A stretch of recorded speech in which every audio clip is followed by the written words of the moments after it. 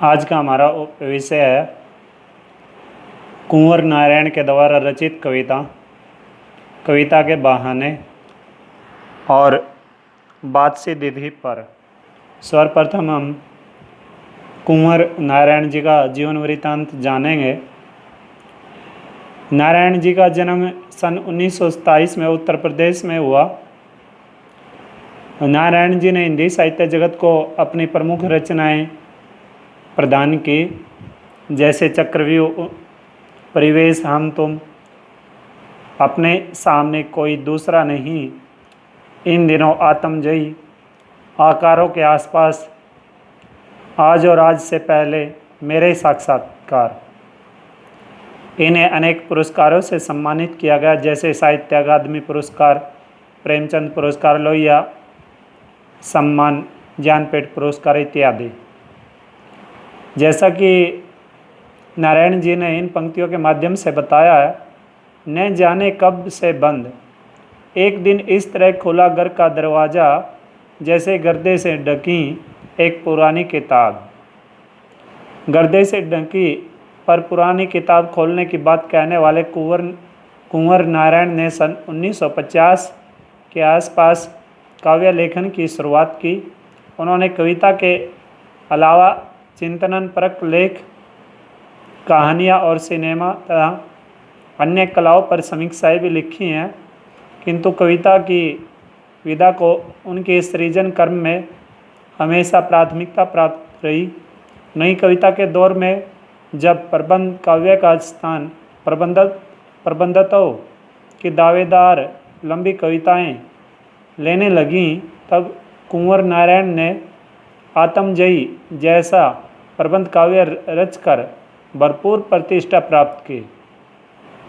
आलोचक मानते हैं कि उनकी कविता में व्यर्थ का उलझाव, अखबारी स्थायीपन और वैचारिक धुंध के बजाय संयम, परिष्कार और साफ सुथरापन है। भाषा और विषय की विविधता उनकी कविताओं के विशेष गुण माने जाते हैं। उनमें यथार्थ का खुरदापन भी मिलता है और उसका सहज सौंदर्य भी। सीधी घोषणाएं और फैसले उनकी कविताओं में नहीं मिलते, क्योंकि जीवन को मुकम्मल तौर पर समझने वाला एक खुलापन उनके कवि स्वभाव की मूल विशेषता है।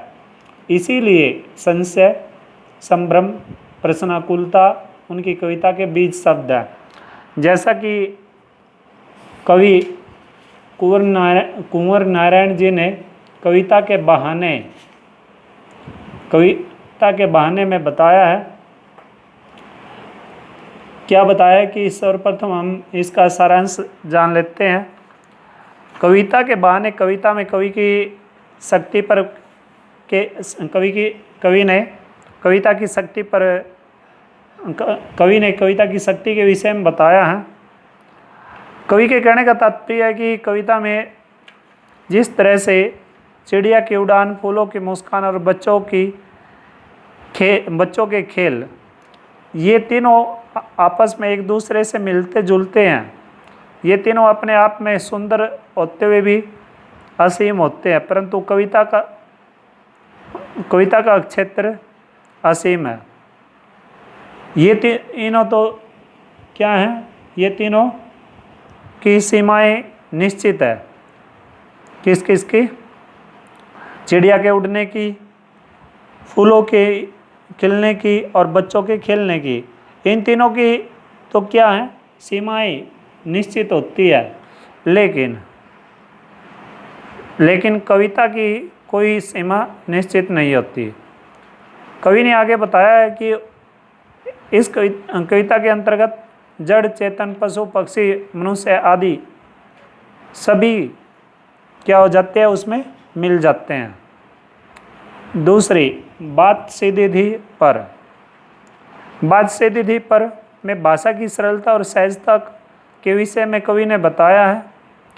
कवि के कहने का तात्पर्य है कि हमें सीधी सरल बात को सीधे सरल शब्दों में ही कहने का प्रयास करना चाहिए। अगर हम उसे मुहावरों और लोकोक्तियों के फेर में पढ़कर अपनी भाषा को और ज़्यादा अच्छे से प्रदर्शित करने की कोशिश करते हैं तो हमारी जो भाषा शैली है वो अत्यधिक कठोर बन जाती है और वो इस तरह से उलझन पैदा करती है और फिर उस उलझन से हम